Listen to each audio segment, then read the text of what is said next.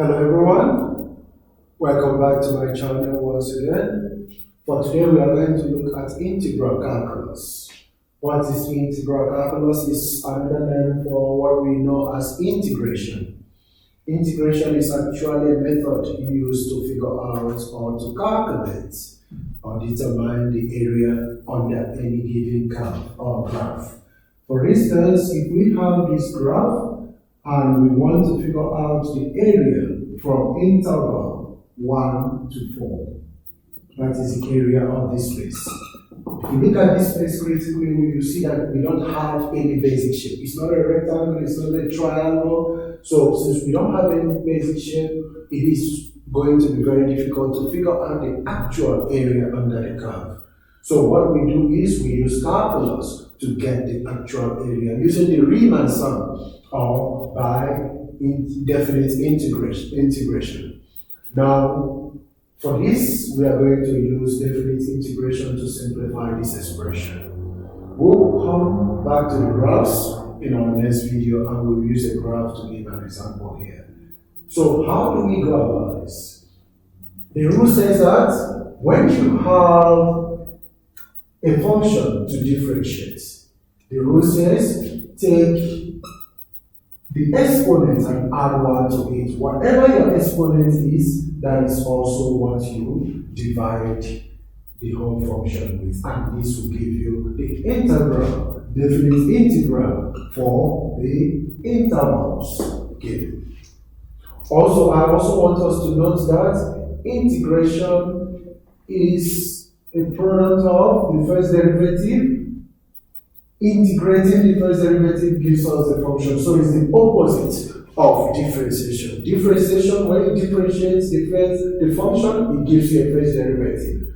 But in integration, when you integrate, you are changing the first derivative to the original function. But for this, here we are only going to calculate the value of the area under the curve. So let's go. Before you can do anything, this is similar to what we do when we use bond mass and everything or limits. Before we can do anything, we need to simplify the function before we can integrate. Else, we will get the wrong value. So let's simplify this using distributive property. If we multiply this out, we have x squared minus 3x minus 2x is minus 5x.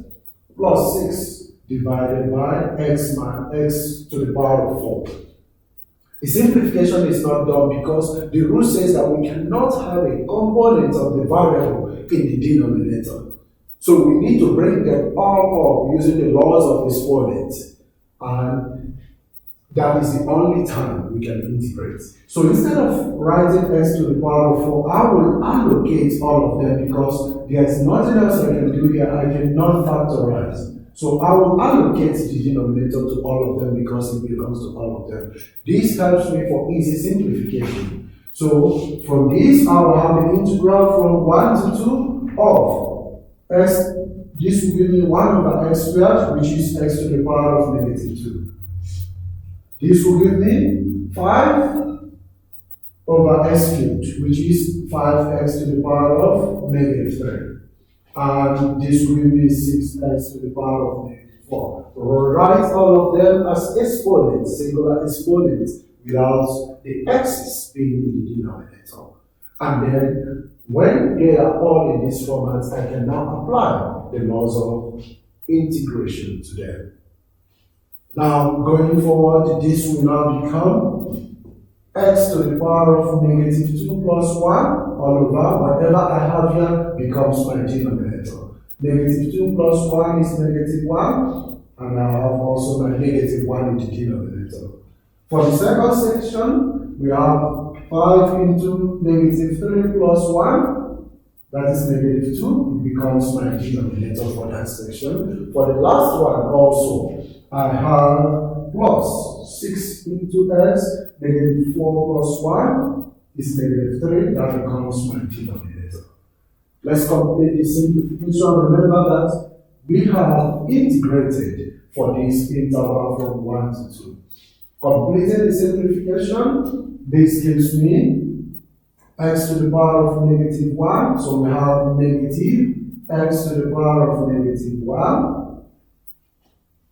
Negative will be positive plus 5 over 2 x to the power of negative 2 plus positive 6 divided by this is negative 2x to the power of negative 3 for this interval from 1 to 2. So what do? This is the time to sub in these values and then simplify to get our actual value for this function. So what do? We create the first box.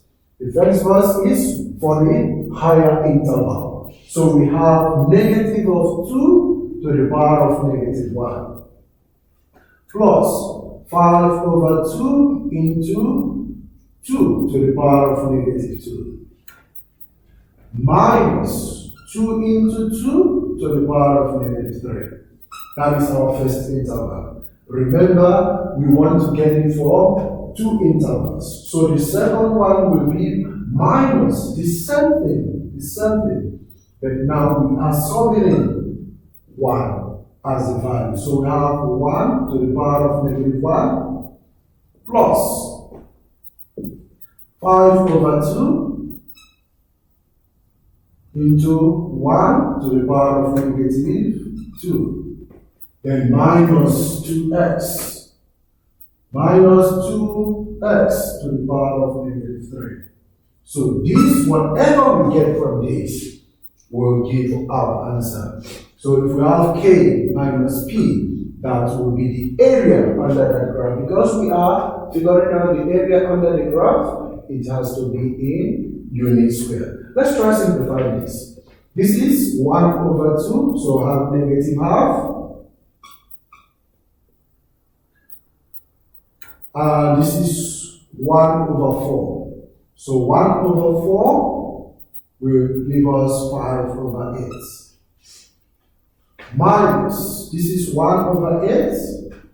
2 times 1 over 8 will give us 1 over 4.